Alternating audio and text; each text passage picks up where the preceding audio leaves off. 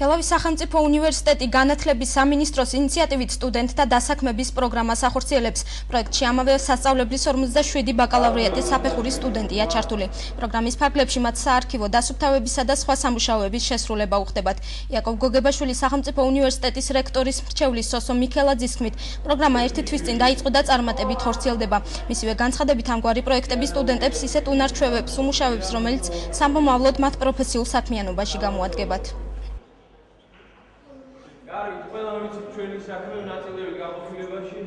მე ვფიქრობ, რომ ერთ-ერთი ყველაზე მნიშვნელოვანი მიღწევა, რაც შეიძლება ახორციელდეს ამ პროექტის შედეგად, ეს არის თქვათ ახალგაზრდების უფრო მაღალი დონის სოციალიზაცია, მათი ჩართულობა, გაცნობა იმასთან, როგორ მუშაობს თქვათ დამსაქმებელი, როგორ მუშაობს ზოგადად განათლების სისტემა. საცავიდან გამოგვაქვს წიგნები, მას ჯიბაკებს ვაკრავთ, ბეჭედს ვურტყავთ და შემდეგ დასამემრად მიგვაქვს თანამშრომლებთან და შემდეგ ისევ საცავში ვაბრუნებთ ამ წიგნებს. თითქმის ერთი თვეაც ამ სამუშაოს ვასრულებთ, ძალიან საინტერესო სამუშაოა, ბიბლიოთეკაში თითქმის 12 გოგო ვართ დანაწილებული, ძალიან საინტერესოდ მიმდინარეობს მუშაობის პროცესი.